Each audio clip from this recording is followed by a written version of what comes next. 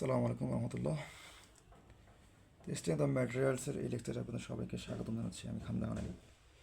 তো পীড়ন বিকৃতি হচ্ছে স্ট্রেংথ অফ ম্যাটেরিয়ালসের প্রথম অধ্যায়। তো এই অধ্যায়টা আমরা পড়ব। আজকের এই লেকচারে আমরা মূলত পীড়ন বিকৃতি সম্পর্কে আপনাদেরকে ধারণা দেবো এবং থিওরিটিক্যাল আলোচনা করবো এখানে। পরবর্তীতে আমরা এখান থেকে ম্যাথমেটিক্যাল টপিকগুলো আলোচনা করব, সূত্রের প্রমাণ করব। শুরু করি।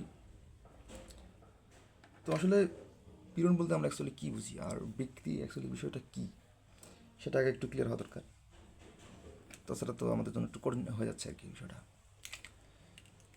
পীড়ন হচ্ছে একটা বস্তু আমরা এখানে দেখতে পাচ্ছি। এই যে আপনাদের আমি সুবিধার জন্য আগে চিত্রে এঁকে রেখেছি। একটা বস্তু এখানে আছে। তো বস্তুটাকে যদি আমি একদিক থেকে ফোর্স প্রয়োগ করি, এই দিক থেকে আমি কি পি বল প্রয়োগ করতেছি, তাহলে বস্তুটার নিজস্ব ধর্মের কারণে, তার মলিকুলগুলোর অবস্থানের কারণে সে অভ্যন্তরীণ থেকে কী করে একটা সেটাকে প্রতিরোধ করে, তাই না? যদি আমরা ইটকে কী করি, ইটকে যদি আমরা একটা এইভাবে আঘাত করি, ইটকে যদি আঘাত করি, তাহলে ইট কী করবে? অভ্যন্তরীণ থেকে প্রতিরোধ সৃষ্টি করতেছে। তো এটা কিন্তু শুধুমাত্র ইট না, প্রত্যেকটা বস্তুর ক্ষেত্রেই প্রযোজ্য। তো যদি কোনো বস্তুকে আমরা এইভাবে কী করি, যদি কোনো বস্তুকে যদি আমরা বাহ্যিকভাবে বল প্রয়োগ করি, তাহলে অভ্যন্তরীণ থেকে বস্তুটা কি প্রতিরোধ করতেছে। তো আমরা একটা কাঠামো আগে নির্মাণ করলাম, একটা কাঠামো আমরা নির্মাণ করলাম। তো এই কাঠামোটা যখন আমরা নির্মাণ করব, তখন কিন্তু এই কাঠামোটার উপরে এরকম অনেক ফোর্স আসতে পারে, এরকম অনেক কি বাধা বল আসতে পারে, মানে এরকম অনেক বাধা আসতে পারে। যেমন ভূমিকম্প হচ্ছে, ভূমিকম্পের সময় সে কিন্তু একটা লোড ওখানে কাজ করতেছে। তারপর ঘূর্ণিঝড় হচ্ছে, বাতাসের বাধা, বাতাসের কারণে কিন্তু অনেক সময় বিল্ডিং কী হয়ে যাবে, ঘূর্ণিঝড়ের কারণে, বাতাসের কারণে। এই যে লোডগুলো একটা কাঠামোর উপরে প্রযুক্ত হবে।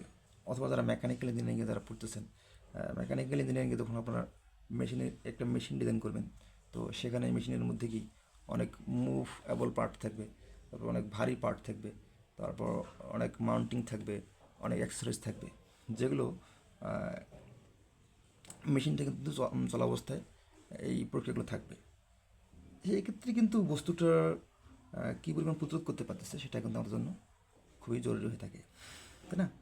তাহলে সেই যে আমাদের একটা কাঠামো আছে, মনে করলাম এটা একটা কাঠামো, তো এই কাঠামোটা কী পরিমাণ বল প্রতিরোধ করতেছে সেটা আমি কীভাবে পরিমাপ করব। এই যে কাঠামোটা আছে, এটা কি পরিমাণ ফোর্স মানে আর কি প্রতিরোধ করতে করতে পারবে, সেটা আমরা কীভাবে বের করতে পারবো। বা এর অভ্যন্তরীণ যে শক্তির পরিমাণটা, অভ্যন্তরীণ কিন্তু তার একটা শক্তি আছে। এই শক্তিটা কত, এই শক্তিটা কত, এটা আমরা কীভাবে পরিমাপ করব। এটার মতো পরিমাপ করার জন্য আমরা নির্দিষ্ট কোনো সূত্র বা নির্দিষ্ট কোনো কনসেপ্ট বা কোনো মেশিন আবিষ্কার করতে পারবো না। যে আসলে একটা বস্তুর মধ্যে কী পরিমাণ শক্তি আছে এটা কি আমি বলতে পারবো? বলতে পারবো না। মনে করলাম এখানে একজন লোক আছে, এই লোকটা অনেক মোটা, এই লোকটা কি অনেক মোটা। তো এই লোকটা অনেক মোটা, তাহলে এর শক্তি আমি যদি পরিমাপ করতে চাই, তাহলে কীভাবে পরিমাপ করব? পরিমাপ করার কোনো বুদ্ধি আমার কাছে এই মুহূর্তে নাই, তাই না? কিন্তু এখানে আরও কিছু লোক আছে, আরও কিছু লোক আছে, লক্ষ্য করি আরও কিছু লোক এখানে আমাদের অবস্থান করতেছে। তো এই লোকগুলো, এই লোকগুলো যে আমাদের অবস্থান করতেছে, তো এই লোকটার সাথে আমি কী করলাম, এদের একটা মারামারি লেগে দিলাম।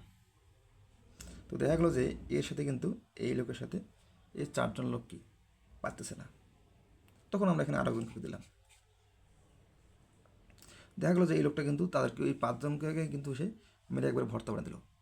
বাট যখনই আমরা এখানে 6জন লোক দিলাম, তখন কিন্তু এই 6জন লোক কি একাত্রিত হয়ে সবার শক্তি কি এক জায়গায় করে একে পরাস্ত করে এই যেমন পিটিয়ে এর সামনে ছাদ তুলে একে কিন্তু মাটিতে শোয়াই দিছে, তাই না?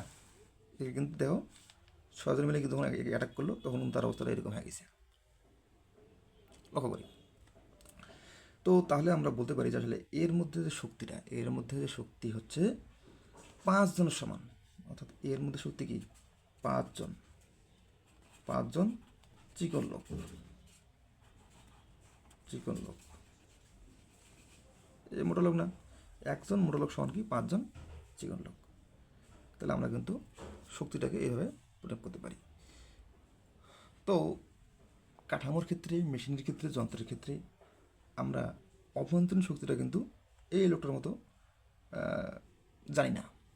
এক্ষেত্রে আমাদের বাহ্যিক যে ফোর্সগুলো আমরা প্রয়োগ করতেছি, সেগুলো থেকেই আমরা জানতে পারবো আসলে একটা বস্তুর মধ্যে কী পরিমাণ অভ্যন্তরীণ শক্তি আছে, সে কী পরিমাণ প্রতিরোধ করতে পারে। ওকে, তো আমরা এখানে একটা চিত্র আগে এঁকে রেখেছিলাম। তো এখানে আমরা বাহ্যিকভাবে ফোর্স প্রয়োগ করতেছি। তো বস্তুর অভ্যন্তরীণ যে মলিকুলগুলো আছে, যে অণুগুলো আছে, সেগুলো কী করবে? সেগুলো এখানে রিয়াকশন সৃষ্টি করবে বা প্রতিরোধ সৃষ্টি করবে, তাই না? তারা কিন্তু একটা প্রতিরোধ বা রিয়াকশন এখানে সৃষ্টি করবে। তো এই প্রতিরোধ যে করতেছে, সেটা কিন্তু এই প্রযুক্ত বলের সমান। যেমন এই কাঠামোটাকে লক্ষ্য করি। এই কাঠামোতে যদি আমরা এদিক থেকে মনে করলাম যে বাতাস অথবা ঘূর্ণিঝড় কি এখান থেকে এই কাঠামোর উপরে আছড়ে করতেছে। তো এই কাঠামোর অভ্যন্তরীণ যে মলিকুলগুলো আছে, যে পদার্থগুলো আছে, যে ম্যাটেরিয়ালগুলো আছে, তারা কী করবে? তারা সে বাধাটাকে প্রতিরোধ করবে।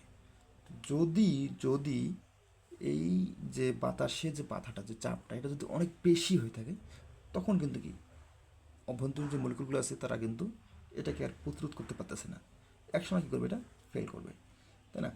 তো যতক্ষণ পর্যন্ত করতেছে ততক্ষণ পর্যন্ত কি কাঠামোটা স্থির থাকবে, অর্থাৎ প্রতিরোধ করার ক্ষমতাটা আর যে বাহ্যিক যে ফোর্সটা যদি এটা ইকুয়াল হয়ে থাকে, তখন কি কাঠামোটা কিন্তু আমাদের স্থির থাকবে বা সঠিকভাবে কাজ করবে। তো যতটুকু ফোর্স প্রয়োগ করা হবে, ঠিক ততটুকু কিন্তু কী করবে? প্রতিরোধ করবে, তাই না? যতটুকু ফোর্স প্রয়োগ করা হবে ততটুকু কী করবে? প্রতিরোধ করবে। এখন যদি ফোর্সের পরিমাণটা অনেক বেশি হয়ে থাকে, এখানে লক্ষ্য করি, যদি ফোর্সের পরিমাণটা অনেক বেশি হয়ে থাকে, তখন কিন্তু এই কাঠামোটা এরকম থাকবে না। কাঠামোটা তখন কি ফেল করতে পারবে, কাঠামোটা তখন ফেল করবে বা সে তার অস্তিত্ব আর এরকম থাকবে না। তো একজন ডিজাইনার কিন্তু এখানে তখন ব্যর্থতা একটা কাজ করবে, তাই না? আচ্ছা, এই জিনিসটাকে মূলত আমরা পরিমাপ করার জন্য পীড়ন বিকৃতি পড়ে থাকি। আচ্ছা, তো পীড়ন আমরা মনে হয় একটু হলেও বুঝতে পারছি।